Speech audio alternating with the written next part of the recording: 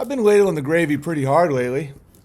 What does it take? And what is better than a nice, relaxing It takes a end of the day, kick off your shoes, have a nice beverage, unwind, and have a book burning, right? Because the wife and the kids are having dinner at her mom's tonight, which I usually really enjoy going to, but I've been on a pretty intense detox diet. Yeah, I drank turpentine this morning. Of no sugar or bread, and her mother and her, to give her credit, is an unbelievable cook. So I don't think there was any way I was going to withstand some of her cooking. So I tapped out. And so what's the best thing to do when you're home alone without the family? Rifle through your son's books that may not have sat right with you.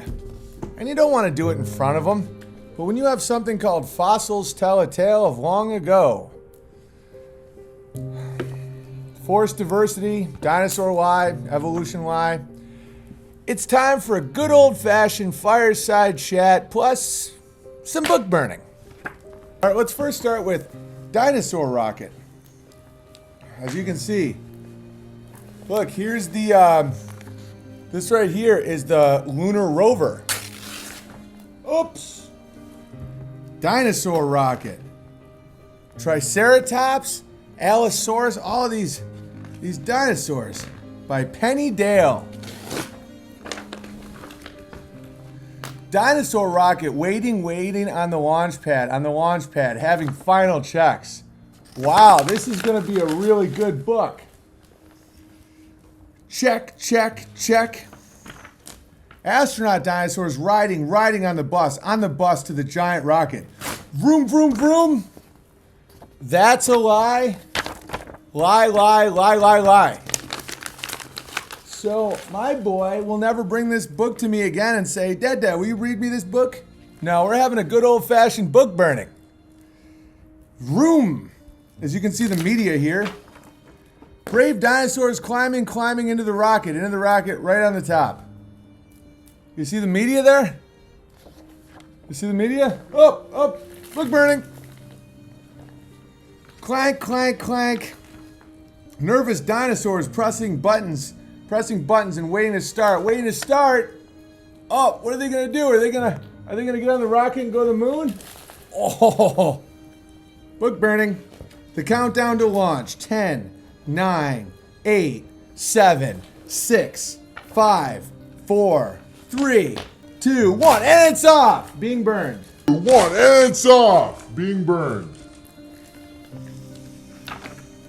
Dinosaur rocket roaring and thundering into space, zooming faster and faster. Zoom! Misrepresentation of the Earth. And what looks like a penis. Not by accident. Excited dinosaurs whizzing on the moon. Vroom! Onto the moon in the dinosaur buggies. Brrr.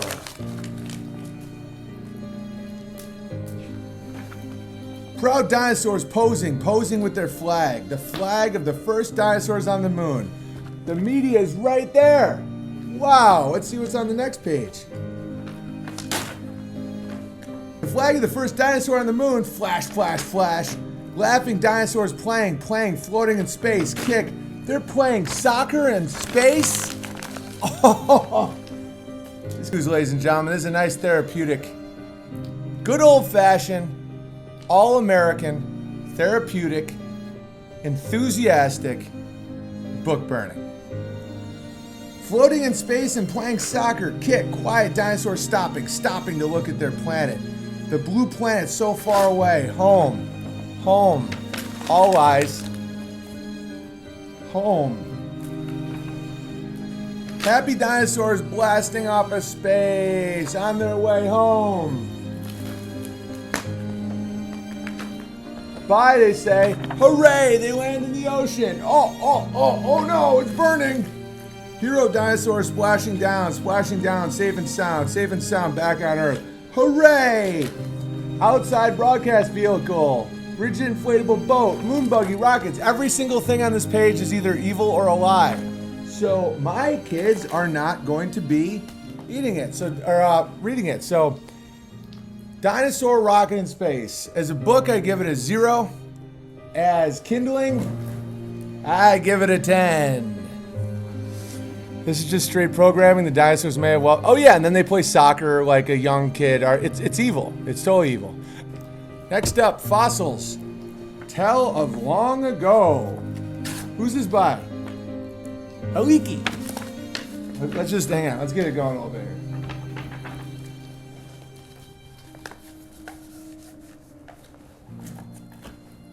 Ooh, get nice and toasty in there. Get nice and toasty. You know what I do to parasites in my gut? I burn them. Fossils tell a tale of long ago. Look, just random diversity for no reason. Uh-oh. Ooh, it's getting so cold in here. Fossils tell a tale of long ago. Look at all the terms and conditions. Again, fossils tell a tale of long ago. Space fuel! Burn the lies. Once upon a time, a huge fish was swimming around when along came a smaller fish. The big fish was so hungry, it swallowed the other fish whole. The big fish died and sank to the bottom of the lake. This happened 90 million years ago. How do we know? We know because the fish turned to stone. Even though you've never witnessed that in your life, that's not what happens. 90 million years ago. Where's the human footprints from 50 years ago? Well, I don't know. We know the fish became a fossil. A plant or animal that has turned to stone is called kindling. Scientists can tell how old stones are by the amount of funding they've been getting by the Gramblers. They could tell how old the fish fossil is, so we know how long ago the fish lived. How did plants and animals become fossils? Most plants and animals do not become fossils when they die, they rot. That probably explains why there's absolutely no genetic connections between human beings and monkeys. There's no, it's just kind of, the fossil record just kind of ends and starts again. Or they crumble, dry up, and blow away. No trace of them is left behind. Kind of like this book. This could have happened to the big fish. We would never have known it had lived. Instead, the fish became a fossil. This is how it happened. When the big fish died, it sank into the mud at the bottom of the lake. Slowly, the fish rotted. Only its bones were left. The bones of the fish it had eaten were left too. The skeleton of the fish lay buried and protected deep in the mud. You guys buying it? Meaning 60 million years ago? The indentation of a dead fish and what was in his gut? No. Thousands of years went by. So when you're dealing with 60, 90 million years, thousands of years is .0000. It's no amount of time at all. Thousands of years went by, more and more mud covered the fish, tons and tons of mud piled up. So when it decayed, wouldn't the indentation just fill in? After a long time, the surface of the earth changed. The lake in which the fish was buried and dried out. It rained on the drying mud. Water seeped through the mud. Minerals from stones were dissolved in the water. The water seeped into all the tiny holes in the fish bones. It was thousands of years later. You ever see a dead body from like 20 years ago? After a very long time, the minerals changed the bones to stones. Oh, the fish was a fossil. The mud around the bones became hard as rock too. Easy on the gay porno, buddy. Here we go. Look at that fish. Some fossils, like the fish, are bones or shells that have turned to stone. Sometimes a fossil is only an imprint of a plant or animal. But either way, there's no genetics left behind at all, even if this was true. So you can't test the date. because it's just a stone. Millions of years ago, a fern grew in a forest, and Harvey Weinstein whacked off on it. Oh no, wait a minute, sorry. It fell and was buried in swampy ground. You know, swampy ground? The type of ground that literally, like, disassembles anything organic in like an hour. The fern rotted away, but unlike all the plants that you see rot away in your compost pile every day and become soil, this was different. Because there was a little black girl for no reason. But it left a mark of its shape in the mud. It left its imprint. Then the mud hardened, like Harvey Weinstein's dick around a fern. The mud with the imprint of the fern became a fossil called coal. Gee, why would this story exist? Maybe the people who own coal want to start a false scarcity narrative, making it seem like it's incredibly rare and takes an incredible amount of time. No. Can't possibly be that, because there's a black girl. Many fossils of plants and animals are found in coal. This is a dinosaur track. It was made in fresh mud 200 million years ago.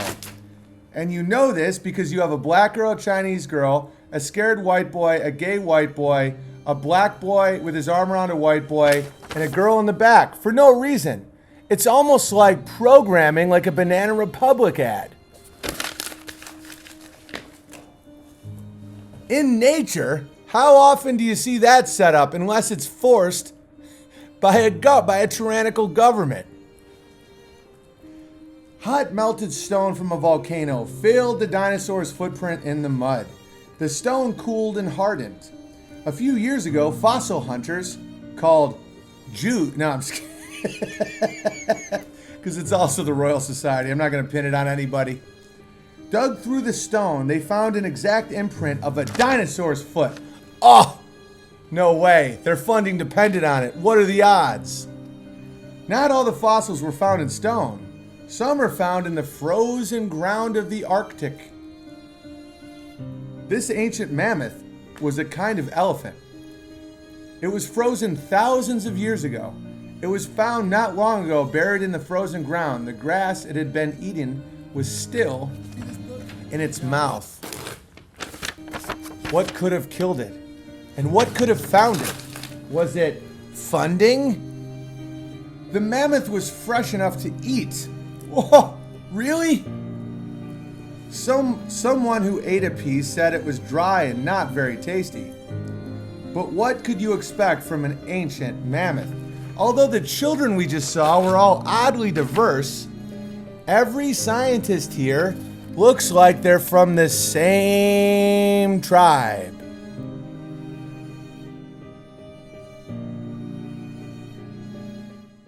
Spanking worked on me? Yeah, I know tons of people that it works with. That's why when people say it never works, it's like, for you. I get it. Didn't work on my mom. Made my mom very rebellious. That's why my mom never spanked us. Because in her life, it was so counterproductive. It's about being consistent, right? Like the only physical stuff I've done with Wally is if we're playing rough and he really hits my nose hard, I'll do like half as hard on his nose. And he's like, whoa. And I'm like, that's what it feels like. You can't just let him do everything.